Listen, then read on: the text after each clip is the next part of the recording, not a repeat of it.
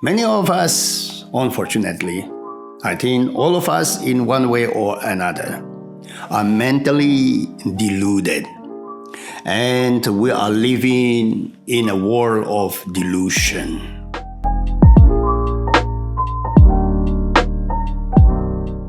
Hello, welcome back to my channel. Today we are going to talk about what I would say the obvious is not always the real thing. For example, if I say, my name is Maze, I live in Dallas, Texas, I am such and such. And if I try to focus too much on that and identify myself with all those claims, I can become very selfish or so self-absorbed that I'm very critical of others who are different from me. So that is the shallow level, the surface level, which is really not the real me. In a way, it belongs to me, but it is not the real me. So there is a deeper level, one of these days, we are going to talk about, which is not really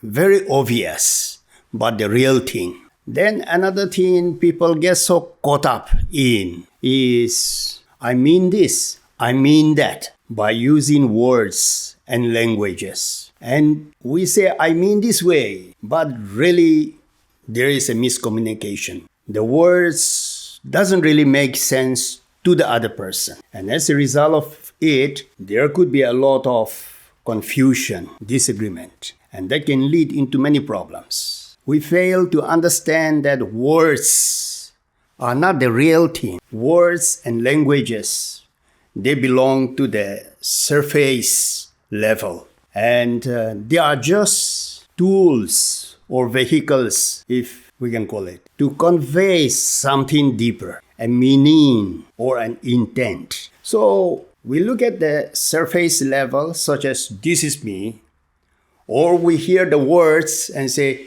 this is what it is. But in reality, they belong to the surface level and they are not the real thing. Now, if we try to talk about these things are really very big topics. The first one, who am I, has to do a lot with spirituality, anthropology, philosophy. And the second part, the words and language, that belongs to the field of epistemology. So at some later point, we will try to look at them. But before we get into the deeper things, I want to use 3 examples to establish the premise that the obvious are not always the real thing. So let us jump into that now. I would like to use 3 examples to prove what I'm trying to say. For example, in some of the meetings I have, I would ask people, what color is the sky? They would invariably say blue, because in the daytime, when you look at the sky, they see a blue color. But in the evening, when the sun is setting, you look at the horizon, the sky turns orange. And you look up to the sky above your head, the sky seems to be white. Now, the color is changing. At night, it's dark. You look up, it turns dark. So what color is the sky? In reality, the sky doesn't have a color, because space is colorless. But to our eyes, the sky looks that way. It is deceiving. So what we think to be what it is, sometimes it turns out not to be right. Another thing we get wrong is this, our idea of north or south. We think as if I go in the northern direction, I go this way, as if I would reach a point where the south ends and the north, the extreme north, begins. But in reality, it is not that way. We all know that the earth is round, spherical. So if we are to go in the northerly direction, we would keep going like this, north, north, north, north, north, north, and come to the same point. Because our idea of north and south is just only an imaginary thing to give us a sense of direction, a reference point. But in reality, there is no point which we can say this is the north or this is the south. So what appears to be what it is doesn't turn out to be really the truth. Now, let's take another example. We are in the space. I'm sitting here. You would say you are in a place and you are fixed there, as if I am not moving or you are not moving, because we are in one place. Now, think a little deeper about that. Are you really not moving at all? We know from science class that the earth is rotating on its axis, and it is going at the rate of 1,000 miles per hour. That is, going very fast. It is like 20 times the speed of a car going at 50 miles per hour.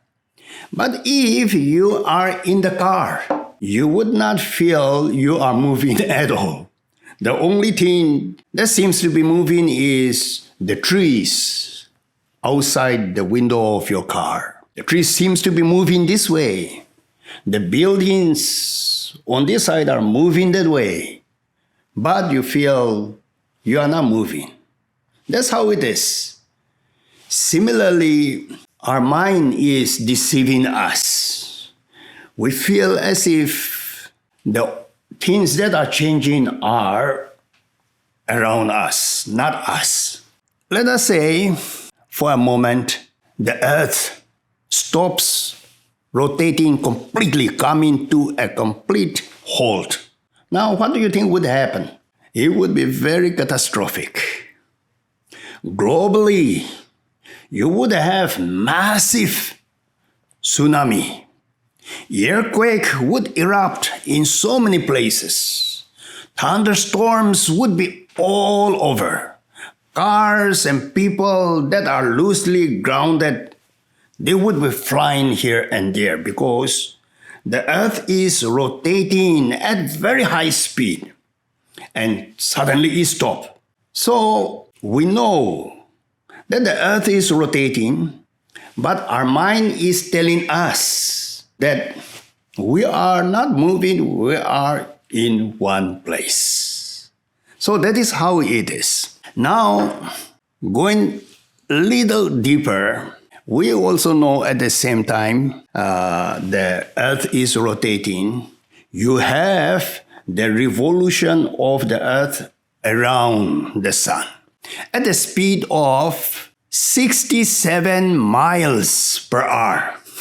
That is very, very fast, incredibly fast. We are traveling in the space, in a spaceship called the Earth. We are traveling in a spaceship called the Earth, and it is going at a very high speed, passing through different areas, different regions in the Milky Way. But because everything else around the earth is also revolving, we don't feel the earth is revolving or the earth is rotating. So these are not something new, but when we look at it to see how things really are, they are moving and moving at a very fast speed. But our mind is telling us, I'm fixed in a place. And this is what it is. So our mind can be deceiving us. Sometimes, many of us, unfortunately, I think all of us in one way or another, are mentally deluded. And we are living in a world of delusion. So, putting things in the context, our mind is not always thinking right. We have to realize that our perspective is not always the right perspective. We don't see things the way they ought to be seen. So let us remember the limitation of our mind.